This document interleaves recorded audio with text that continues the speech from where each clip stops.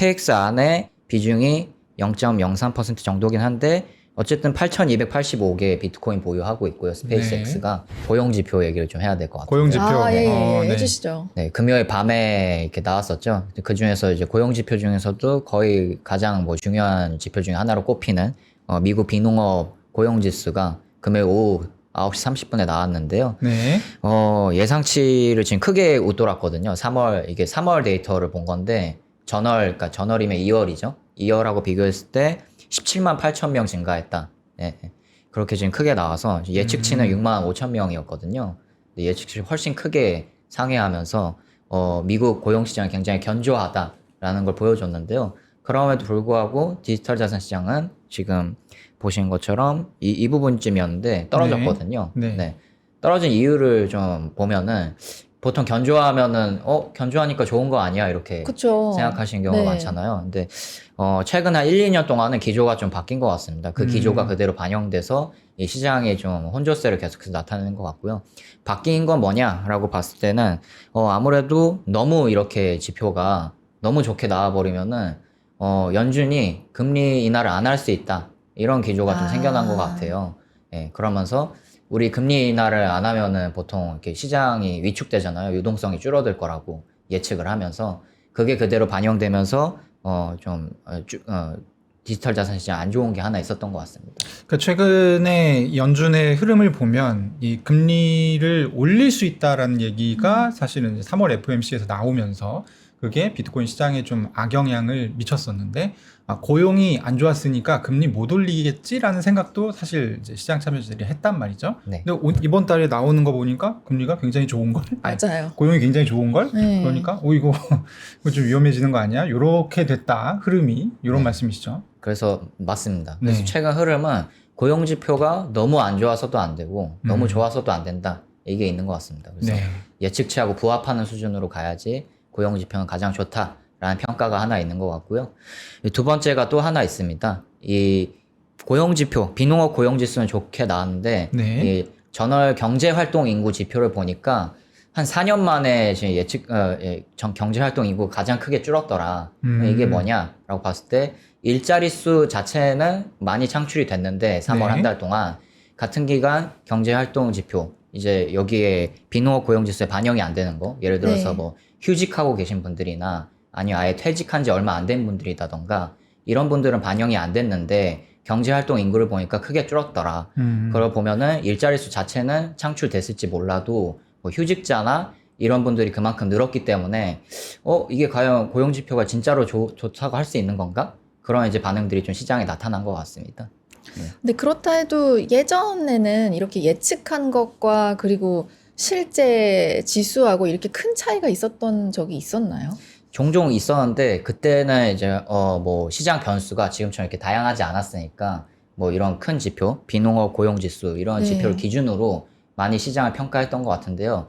요즘에는 또 작년부터 AI가 이제 사람의 일자리를 뺏는다 뭐 이런 이슈도 생기고 있잖아요. 그러다 보니까 고용 지표도 다시 좀 새롭게 재정립돼야 된다. 이게 지금 일자리 수 자체도 많이 줄어들고 있는 것 같고 해고도 많이 줄기는 했지만 뭐 창출 자체도 많이 줄어든 것 같다. 미국이 좀 고용 시장의 고착화 상태로 빠진 것 같다. 이런 지금 전망도 나오고 있는 상황입니다.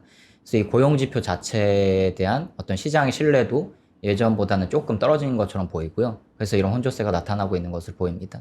네. 보통은 보통이란 말이 조금 적합하지 않은 시기이기도 한데 보통은 이제 비농업 고용 지수가 20만 개 정도 내외가 나오면 미국의 성장에 무리가 없다라고 판단을 합니다. 근데 지금 같은 경우는 예측치가 6만 5천인데 지금 결과치는 17만 8천이거든요. 네. 그러면 이제 한 11만 이상이 차이가 나는 거니까 이건 오차율이 굉장히 크다라고 볼 수 있고 요게 사실 작년 말에 미국 정부에서 셧다운을 길게 가져가면서 그때 한번 이 미국 통계청의 통계 데이터가 다 좀 어그러지는 일이 있었거든요. 그래서 네. 그 이후로는 이런 일이 잦아요. 그러니까 지난달 같은 경우는 거의 16만 정도가 또 덜 나왔어요.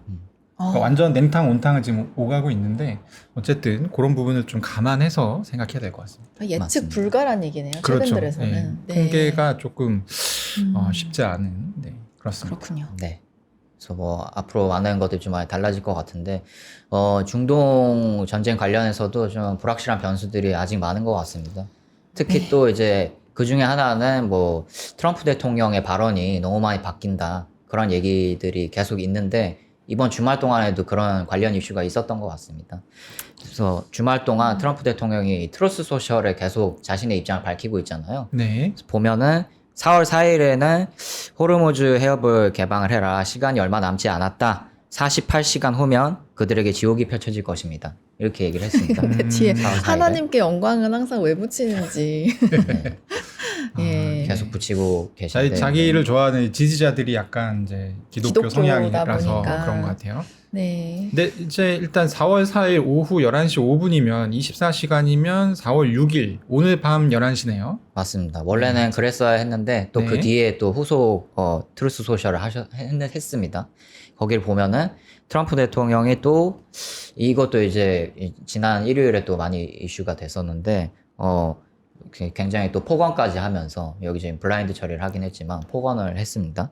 그리고 그러면서 또 그 뒤에 후속 트윗을 후속 트루스 소셜을 했는데 거기에 보면은 아무 설명 없이 이 미국 동부 시간으로 화요일 오후 8시 이렇게 돼 있습니다. 저게 또 이제 디데이라는 거죠. 이제 맞습니다. 48시간 또 네. 추가로 준 그건 거죠. 네, 한국 네. 시간으로 하면은 수요일 오전 9시거든요. 네. 그러면 여기에 따르면은 여기 지금 4월 4일에 밝혔던 그 시간에서 좀 더 딜레이 된 거예요. 네. 네. 그렇다 보니까 트럼프 대통령이 또 계속 말 바꾼다 이런 얘기가 또 나오고 있는 것 같습니다. 왜냐하면 3월에도 원래는 48시간 내로 협상 시간을 제한을 했다가 네. 그 다음에 5일 연기하겠다 하다가 또 다음에 또 10일 연기한 게 지금까지 이어지고 있는 거잖아요. 그렇죠. 네. 그러다 보니까 이 시장 반응이 주말 동안 계속해서 안 좋았던 것 같습니다. 어차피 또 말 바뀌는 거 아니야? 네. 이렇게 또 생각이 된 것 같고요. 그리고 또 이란 쪽에서도 반응이 나왔는데 외무장관이 얘기를 했습니다.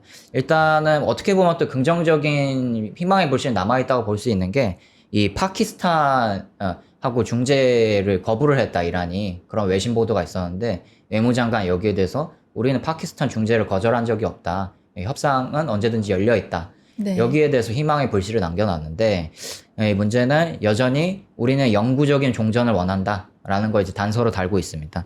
네, 그래서 이 보면은 전문가들이 봤을 때는 이 영구적인 종식 조건으로 이란이 제시할 건 뭐냐라고 전문가들이 봤을 때는 아무래도 호르무즈 해협의 통제권을 이란이 갖는 거를 미국이 보장하는 것 이거를 지금 조건으로 달 거라고 예상을 하고 있습니다. 네. 그럼 여기에 따르면은 지금 트럼프 대통령은 호르무즈 해협을 당장 개방해라 라고 하고 있죠. 안 그러면은 지옥을 맛볼 것이다. 근데 이렇게 하고 지난주에 있는데. 사실은 그냥 해협 열든 말든 상관없고 우리는 이제 손 뗐다. 거기에 지나다녀야 되는 국가들은 알아서 해라. 네. 라고 분명히 그렇게 얘기했었는데 왜 갑자기 또 욕을 하면서 해협을 어. 열어라라고 하고 또 이런 약간 48시간을 이게 주는지 잘 뭐- 모르겠습니다. 그러니까 우리가 미국 대통령을 생각하지 말고 네. 그냥 이제 궁지에 뭘 몰린 생각해요? 어떤 사람 입장을 생각하면 네. 이도 저도 못하는 상황이 아닌가. 원래 이제 전쟁 끝내고 싶다는 얘기는 했었고, 그렇죠. 근데 본인의 의사와 달리 전쟁이 끝나지 않고 있는 상황이고, 그리고 네. 또 이제 주말 사이에 재밌다고 할 수는 없는데 좀 특이한 일이 이게 개전 이후에 F-15 그 미국 전투기가 처음 이제 격추가 됐어요. 아, 네네네. 예, 그래서 원래는 제공권을 우리가 꽉 쥐고 있다라고 얘기를 했기 때문에 지상군을 집어넣을 생각도 하고 뭐 여러 가지가 있었던 것인데 제공권이 지금 미국한테 확실히 있지 않다는 게 지금 확인이 됐죠. 그런 상황이니까 함부로 또 군인들 지상군을 집어넣기도 좀 어려워진 것이고 여러 가지 문제들이 좀 복합적으로 작용을 하지 않았나 싶은데 저는 그런 부분들이 조금 관심이 그러니까 그 F-15K가 떨어졌잖아요. 그래서 네. 조종사가 2명이 타거든요. 한 명은 비교적 바로 구출이 됐고 한 명은 한참 이란군도 쫓고 있다. 뭐 미국이 먼저 찾을 거다 해서 결국에 미국이 구조를 하긴 했습니다. 근데 요 사이에 시간 텀이 한 12시간 정도 있었어요. 요 사이에 이 11월 이 중간 선거 관련한 예측이 조금 바뀌었습니다. 아, 어떻게 바뀌었나요? 구출을 하니까 공화당이 약간 이기는 걸로 나왔어요. 아, 그래서 또 이런 그 뉴스에 부분들도 사실은 트럼프의 결정에 좀 영향을 미칠 것 같다. 네. 만약에 전쟁을 해서 긍정적으로 끝낼 수 있다라고 하면 음. 뭐 사실은 이제 지지율 반등을 노려볼 수 있지 않나라는 생각을 하게 될 수 있는 것이죠. 그렇군요. 뭐 궁지에 몰리기도 했지만 어떻게든 중간 선거 때 유리한 이제 우위를 차지하기 위해서 또 네. 여러 가지 전략을 짜는 느낌도 드네요. 네. 아, 그리고 저희 얘기 중에 네. 모이스처님께서 댓글을 달아주셨는데 네. 아까 우리가 이제 하느님 해가지고 약간 기독교 지지자인 것 같다 했잖아요. 네. 원문이 알라라고 돼 있다고 합니다. 아, 하나는 하나님이고요. 네. 그 다음 거가 알라예요. 알라에게 찬양을. 네, 그 4월 4일에는 하나님께 아, 영광이라고 그럼 했고 요거는 그냥 맞게 된 거네요. 4월 네. 6일 날에는 알라께 찬양을이라고 되어 맞습니다. 있습니다. 아, 맞네. 제가 실수했네요. 네. 어쨌든 그러면 이제 비트코인 가격 얘기를 좀 해봐야 되는데 네. 제일 많은 분들이 궁금해하는 거는 오늘 아침에 왜 오른 거야? 이게 궁금할 것 네, 같아요. 맞아요. 맞습니다. 안 네. 그래도 그걸 이제 말씀드리려고 했는데 일단 협상하고 호르무즈 해협을 둘러싸고 미국하고 이란이 어떻게 하느냐 그게 이제 쟁점이 될 것 같고 또 이제 뭐 트럼프 대통령이 또 말을 바꿀지는 모르겠지만 뭐 어쨌든 수요일 오전 9시로 또 봐야 될 것 같고요. 네, 그런 상황인데 그 와중에 또 아침에 이 비트코인이 올랐습니다. 여기 보시는 것처럼. 근데 제가 봤을 때는 이건 이제 제가 봤을 때 오전에 그래서 체크를 했는데 뭐 특별한 이슈는 없었거든요. 비트코인이 오를 만한. 네. 근데 이건 좀 장기적으로 좀 봐야 될 것 같다. 지금 이렇게 단기적으로 오르는 거는 좀 어떤 이유가 없을 수 있다 이렇게 보는 게 보통은 우리 선물 시장이 또 중요하잖아요. 비트코인 디지털 자산 시장에서는. 네. 그러다 보니까 이 선물 시장의 흐름에 따라서 단기적으로 이렇게 가격이 급변할 때가 있는데 지금이 딱 그런 타이밍이 아닌가 싶습니다. 왜냐하면 이 펀딩비라는 게 있는데 이제 선물 시장, 전통 선물 시장하고는 다르게 디지털 자산 시장은 만기가 없으니까 이 펀딩비로 이렇게 롱 포지션과 숏 포지션 조절을 하는데 예, 지금 숏 포지션이 우위에 있는 걸로 지금 확인이 됐거든요. 그런 상황에서는 숏 포지션을 가지고 있던 사람들을 좀 청산시키기 위해서 이런 단기 급등이 나타나기도 합니다. 예, 그래서 이 흐름 뒤에 어떻게 될지 좀 더 장기적으로 봐야 되는 상황이다. 저는 그렇게 보여지고요. 실제로 지금 7만 달러를 돌파하려고 하다가 지금 좀 꺾인 상태입니다. 그래서 6만 8천 달러 선에서 거래가 되고 있고요. 좀 더 섣부르게 투자를 하기보다는 장기적으로 봐야 되는 타이밍이 아닌가 그렇게 생각이 됩니다. 저랑 사실- 저희 남편도 이제 네. 출근하면서 이거 표 보면서 얘기를 하다 왔거든요. 근데 남편이 이제 6만 9천이라서 올랐다 하다가 1초 만에 근데 또 내일 떨어지겠지 하면서 바로 네. 또 씁쓸해 하더라고요. 그래서 아니야 좀 길게 봐라. 저도 그 얘기를 하다 왔는데 사실 지금 가격 자체는 언제 가격이냐면 그 트럼프가 휴전 연설을 할 것으로 기대됐었던 지난주 수요일인가요? 네. 오전 10시에 이제 우리 방송했었잖아요. 네. 그때 가격입니다. 그래서 이거 이 가격만 놓고 보면 사실 시장에서는 지금 휴전 가능성을 가격에 반영해 놓고 있는 것이죠. 그러니까 한번 미루는 거 보니까 저거 이제 못 하겠네 전쟁. 그리고 이제 지난주 말 특히 금요일이 부활절 휴장이었었기 때문에 금토일 전쟁 나면은 어떻게 하면서 이제 사실 미리 처분을 한 투자자들이 있었는데 그 사람들이 이제 금토일 아무 일 없었으니까 다시 산다. 뭐 약간 이런 측면도 좀 있는 것 같습니다. 네. 네. 그리고 다음에 가져오신 거는 잭도시 얘기네요. 네. 잭도시, 이 트위터의 창립자이기도 하고요. 네. 지금은 뭐 이제 다양한 결제 서비스를 운영하면서 또 거기에 디지털 자산을 도입하는 방식을 계속해서 추진을 하면서 디지털 자산 투자자들의 어떤 많은 주목을 받고 있는 사람 중에 한 명인데요. 이분이 또 이제 비트코인 퍼쉿, 옛날에 2010년도쯤에 했던 거를 다시 부활시키겠다라는 거를 이제 시사를 했습니다. 그래서 뭐 퍼쉿이라는 게 뭐 수도꼭지라는 건데 뭐 어떻게 수도꼭지를 돌리느냐라고 이렇게 봤을 때 이런 식입니다. 옛날에 2010년도 때 비트코인 퍼쉿 서비스 여기 나타낸 이미지인데요. 보시면은 여기 캡차 화면이 보이시죠? 네. 너가 인간인지 아닌지 이제 증명해야 하는 그 이제 문자열을 입력해서 제대로 입력을 하면은 인간 인증이 됐습니다 하는 뭐 그런 서비스를 캡차 서비스라고 하는데 여기에 비트코인 퍼쉿에서 캡차를 제대로 입력을 하면은 비트코인 5개씩 주고 그랬었거든요. 네. 지금으로 치면은 그 돈이 뭐 하나당 1억 원이라고 해도 네. 네. 저런 일이 있었는데 왜 저는 못 들었을까요? 참네. 네. 네, 저런 그 좋은 많은 일이 사람들이 있었네요. 모르니까 네. 저런 걸 한 거예요. 근데 대단하다 진짜. 근데 이 시기 때 이걸 받으신 분들이 혹시 있으신지도 궁금하다. 한국 분들 중에. 한국 분들 중에는 네, 많지 궁금하네요. 않았을 거고요. 근데 이게 저는 이제 기자 생활도 오래 했잖아요. 네. 이거 관련해서 취재했었는데 대부분의 네. 사람이 이렇게 받잖아요. 그러면 2배 오르면 팝니다. 그러니까 막 100원일 때 받아가지고 네. 200원이면 아싸 이러고 팔아요. 그래서 너무 아깝다. 이때 비트코인 받았다고 해도 사실 큰 부로 연결되기는 좀 어려웠지 않았을까. 그렇군요. 그렇게 생각합니다. 다들 그 전에 또 처분을 했겠네요. 네. 그리고 또 뭐 중간에 또 지갑을 해킹당하시는 분들도 그렇죠. 이제 있고. 지갑을 네. 그냥 잊어버리는 사람들도 많았고요. 사실 그래서 실제로 부자가 된 사람은 별로 없고 그냥 이제 굉장히 아쉬운 사연. 네. 네, 사람들의 환상을 자극하는. 네. 근데 이 얘기가 갑자기 나온 거예요. 그러니까요. 그 환상을 또 한 번 자극하겠다 이런 네. 건가요? 그래서 사람들이 이제 기대를 한 거죠. 이제 또 비트코인 펄시 다시 하겠다고 하니까 설마 예전과 같은 서비스를 또 하려는 건가 이렇게 했는데 제가 봤을 때는 아닌 것 같은 게 네. 어떤 아. 이용자가 분석을 했거든요. 이 과연 이제 오늘 오후 10시쯤에 이제 공개가 되는데 미리 지금 사이트를 구현을 해 놓은 거죠. 공개만 안 한 거지. 그래서 그러다 보니까 어떤 이용자가 완전히 사이트를 안 닫아놨네 하면서 그 개방된 채널을 미리 확인을 해가지고 이 사이트를 미리 구현될 사이트를 미리 보여준 거예요. 어떤 네. 이용자가. 예. 그래서 이게 이 화면인데 보면은 캐시 앱이라는 서비스가 있습니다. 이 잭도시가 운영하는 또 서비스 중에 하나인데 결제 네. 서비스입니다.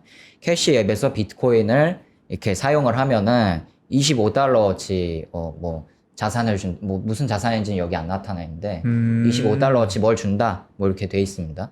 그러다 보니까 우리가 기대했던 비트코인 퍼시 서비스는 아니네 이렇게 된 거죠. 그냥 공짜로 나눠주는 게 아니네. 네. 뭘 좀 캐시 앱도 써야 되고 그런 조건이 많이 붙어 있고 거기에 대해서 또 이게 블록이 직접 대답을 했는데 이 서비스를 운영할 이제 블록이 거기에 대해서 답글을 달았는데 제대로 분석을 했네요 하면서 이제 당신의 분석력을 리스펙합니다 하면서 비트코인 보내줄 테니까 주소 좀 알려주세요 이렇게 네. 답글을. 우리도 뭐라도 분석해서 한번 올려봐요. 그럼 비트코인 보내줄 수도 있겠다. 네. 네. 변호사님 오늘 굉장히 적극적이시죠. 죄송합니다. 아니, 네, 서클이 많이 내려가지고. 네. 네.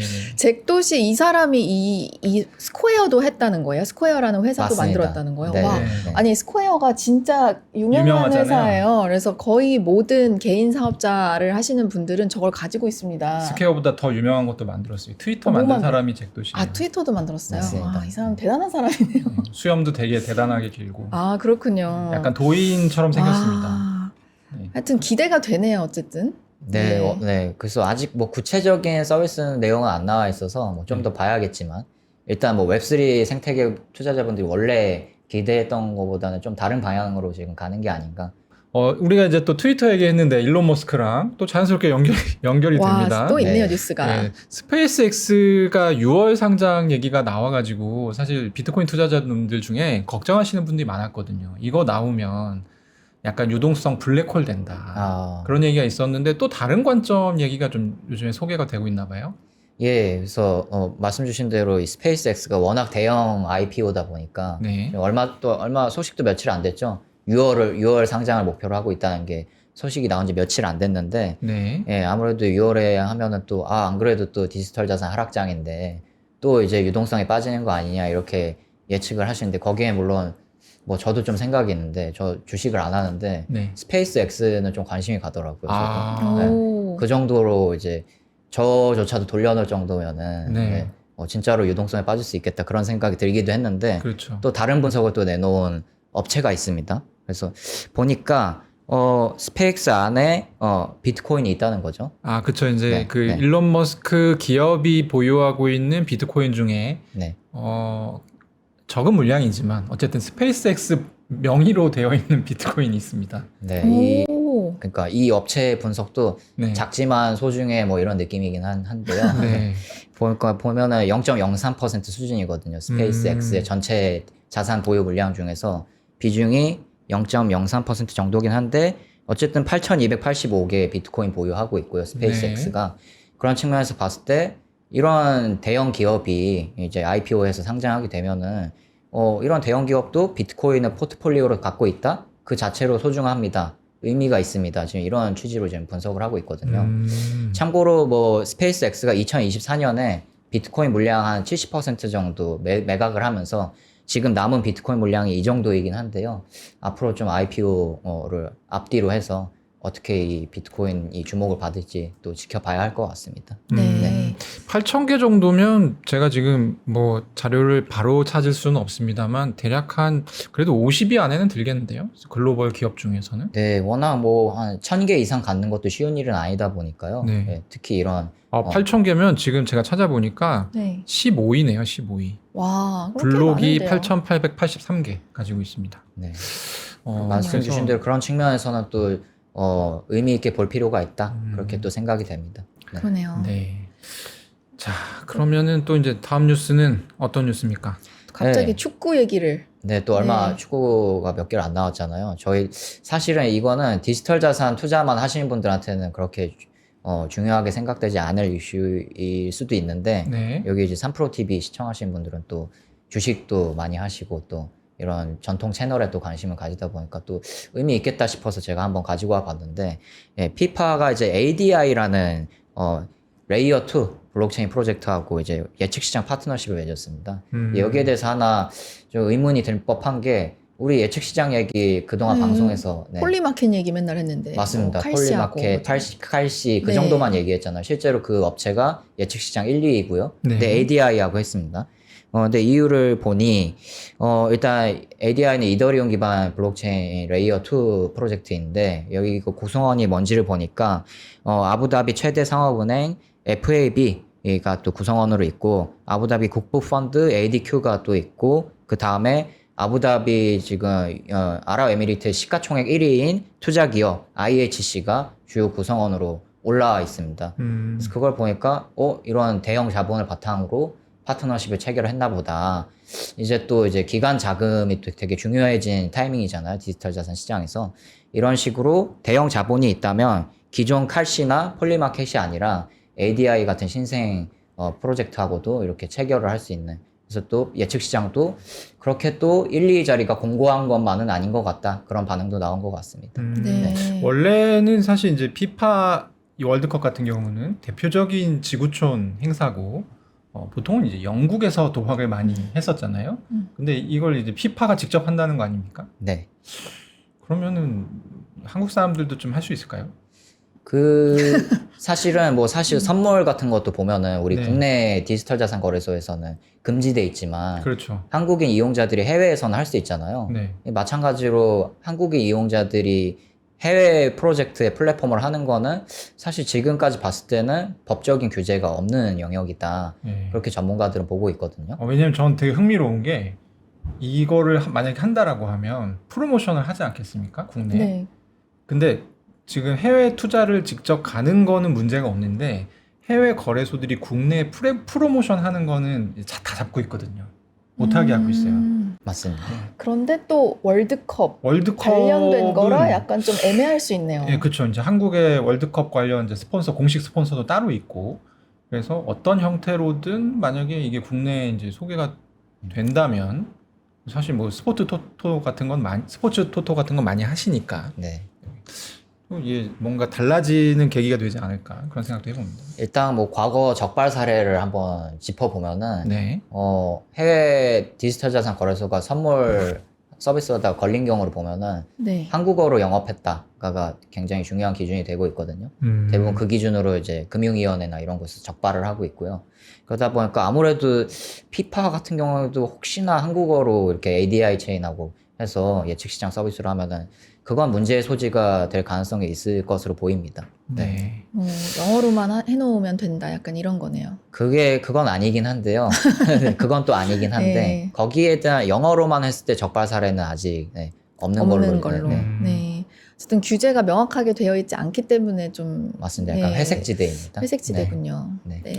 알겠습니다. 이더리움 얘기를 가져오셨네요. 네. 이더리움 재단은 사실 투자자들이 굉장히 좀 안 좋아하는 곳인데 네. 네, 가격이 안 좋을 때 팔거든요. 항상. 이번에는 좀 좋은 소식이네요. 맞습니다. 계속 이제 하락장에도 왜 계속 팔고 있냐 이런 걸로 지금 이더리움 투자자분들한테 좀 원성을 사고 있었는데요. 저번 달 들어서 좀 달라진 것 같습니다. 특히 이더리움 재단 이번에 봤을 때 45,034개를 스테이킹을 했거든요. 이게 단일 스테이킹 기준으로 최대 규모고요. 이제 거기에 합해서 총 69,500개 스테이킹을 완료한 상태입니다. 이더리움 재단이 지난 3월에도 한 22,500개 정도 스테이킹을 하면서 단일 스테이킹 최대치를 경신한 바가 있거든요. 근데 네. 또 45,033개를 스테이킹 하면서 진짜로 이더리움 재단이 뭔가 달라지나? 이제 사실은 뭐 이더리움 재단이 그 이더리움 판 걸로 뭐 이제 자기가 호의호식하려고 한 건 아니고 뭐 네. 개발 비용에 쓰고 생태계 구축에 쓰고 이런 취지로 이더리움을 판 건데 어쨌든 이제 대표님이 말씀 주신 대로 하락장 가격이 떨어지는데 계속 파니까 원성을 산 거였거든요. 근데 이거는 이제 스테이킹을 해서 아예 자기 자금을 묶어놓겠다고 선언을 한 것과 다름이 없으니까 또 투자자분들이 기대하고 있는 것 같습니다.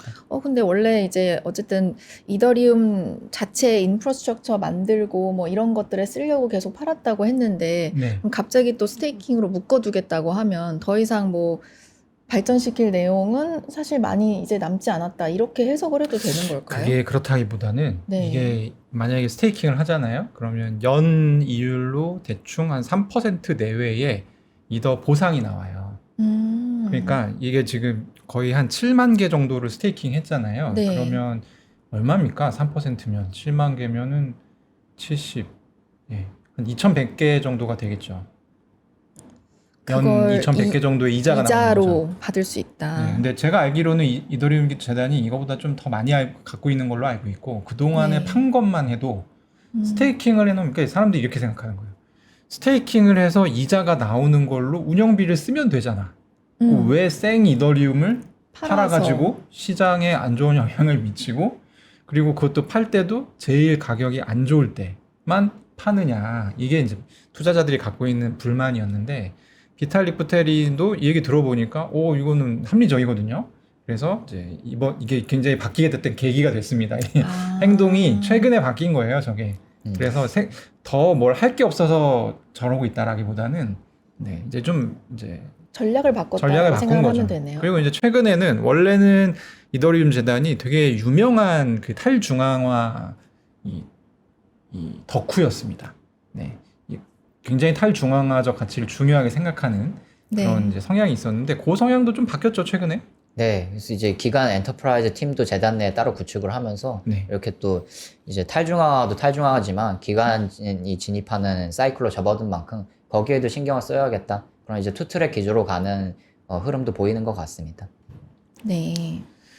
네, 그러면은 네 대략 뭐 오늘 전달 주실 내용은 다 이제 우리 얘기하는 사이에 비트코인 가격이 좀 올랐어요. 그리고 얼마인가요 지금? 지금 이제 69,200달러인데 뭐 다른 이유는 없고요. 이 같은 시간에 미국 선물 S&P 500과 나스닥 100 선물이 조금 이제 상승하고 유가는 좀 내려가고 있습니다. 그래서 전반적으로 지구촌에 이 휴전의 기운이 좀 퍼지고 있다. 그래서 이제 부디 트럼프가 이상한 결정하지 않고 여기서 좀 마무리를 해주길 바라보겠습니다. 오늘 박상혁 편집장님 감사합니다. 네, 감사합니다. 감사합니다.